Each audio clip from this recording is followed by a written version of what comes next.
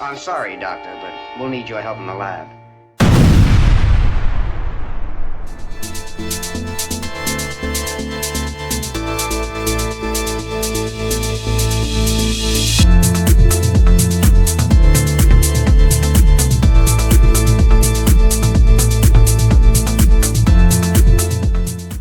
Greetings, people. I come again in peace. Well, we are still where we began. No more the wiser. Let's face it, most of us didn't expect Dillian Whyte to win, but we admittedly didn't expect him to be routed, overwhelmed, and subjugated so early and so easily. There's a lot of excitement over Moses Itama, but what we've seen so far is a one-man show. He still hasn't faced a real test. Not that there's any doubt in his ability from what I've seen so far. He does everything neatly. Head down, hands up, when necessary. Fast hands, well balanced.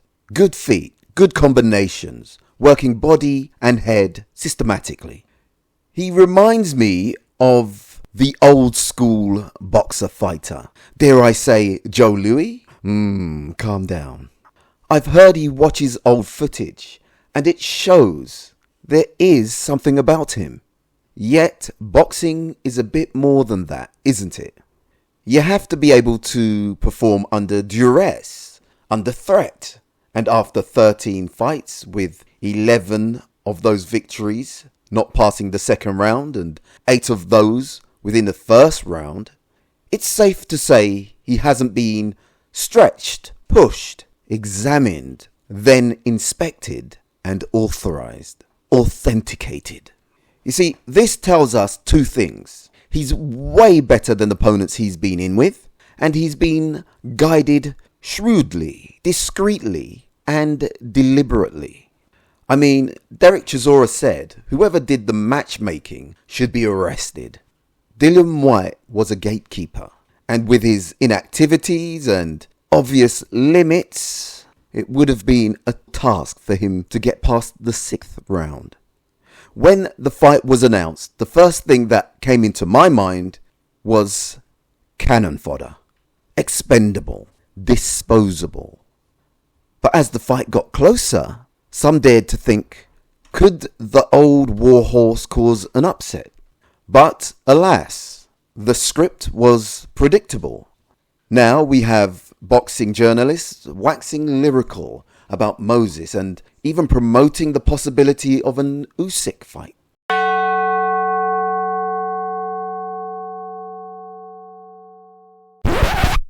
Dear oh dear. This is the thing that ruins good talent. Gushing about them before they've proven themselves. I think Moses could be the real deal. But he has to go through the proper channels, the process, the established system, the correct procedure. Yes, adhere to the bureaucratic structure. In doing so, incrementally progressing himself to a British title, to a European title, to world honours. Now they're encouraging him to go up against Usyk, bypassing the normal developmental mechanism against the man only weeks ago was considered a generational great, one of the best ever, some people were saying. And now we are seriously contemplating putting a young gifted boxer with 13 fights, no extensive amateur background, who hasn't yet done 10 rounds, hasn't gone over 6 rounds, who hasn't yet fought anybody, and a jaded, limited Dillian Whyte, an empty Marius Wack and a desolate Dempsey McKean doesn't count. And all of a sudden, now he's worthy to share the ring with Usyk? Gordon Bennett, can we just slow down a bit? I can see Moses doing great and wonderful things. But we've seen this excitement before. A recent one that comes to mind is Daniel Dubois. He was sensational until he wasn't. Let's learn our lessons here. Now, concerningly in my eyes, Moses himself wants to fight Usyk. Now, self-belief is very important, but that's a bit too bold, isn't it? Well, in order for a career to evolve, I'm going to have to move on. That you would even think that would only show me how unprepared you are to be on your own. He needs to be more patient. He's definitely a world champion in the making.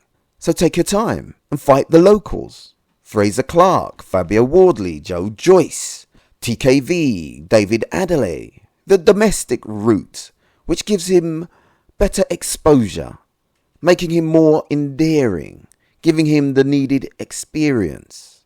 Then, if he gets through those fights unscathed, you can move him on to the Joseph Parkers and Ajak Kabiels, etc. You do know you're a freak. Your deductive powers are a gift from God or chance or a stray shot of sperm or whatever, or whoever the hell wrote your life script. A gift, not earned. You do not know what I know because you have not earned those powers.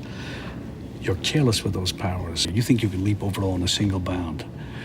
You haven't had to bribe or charm or threaten your way to a seat at that table.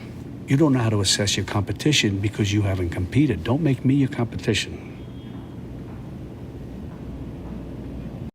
Moses is a steely young man and clearly has a no-nonsense, acute mind which complements his sharp, ruthless, calculated style. He's got a certain harmony, rhythm in his work and gets into a zone, a flow state, effortlessly. I'd like to see him get into that sweet cadence against stiffer competition. Turkey has now become a circus ringmaster, putting together fantasy fights and now gambling with a young prospect's career. Will boxing return to normalcy, or is this the price to pay for letting the big money dictate what happens regardless of the rules and regulations? It was great when we finally got Fury to fight Usyk because of the big investment by Turkey, and Wilder to fight live opponents apart from Fury, and Beterbiev v Bivol. Great! But now I think it's getting ridiculous. We had Ben v Eubank. We are going to have Canelo v Crawford and possibly AJ v Jake Paul. It all seems orderless, aimless, at the whim of a few wealthy individuals, personal impulses, fantasies, quirks and imaginings. Anything to shock the audience and voyeuristic casual, to the long-term detriment of the sport.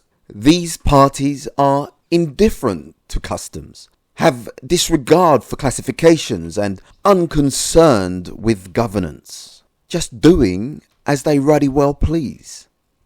If everybody has a price, then rules do not matter. We have a glut of fighters waiting for their chance to fight big fights in their own weight categories. Ben should be fighting the likes of Stanionis, Sissoko, Liam Paro, Rolly Romero, Paddy Donovan, Jack Catterall, Ryan Garcia. Eubanks, on the other hand, should be fighting the likes of Denzel Bentley, Callum Simpson, Jamel Charlo, Caleb Plant, Mongia. But no, let's jump the queue straight into a money fight that makes no sense but makes maximum revenue for those involved. Crawford should be fighting Jaron Ennis, Virgil Ortiz, Bakram Murtazaliev, Boachok. These are tough fights, and I know he's looking for a golden handshake, but this is the established regulations, etiquette of boxing. Canelo can fight someone in his own weight class. He can take his pick. AJ should rematch Dubois, fight Tony Yoka, F.A. Jagba. How about Jared Anderson in America? That would be interesting. Philip Herkovich, Zhang, Bacoli. Jake Paul should just piss off. Anyway, thanks for listening. Please subscribe if you like. But remember, choose life. Thank you.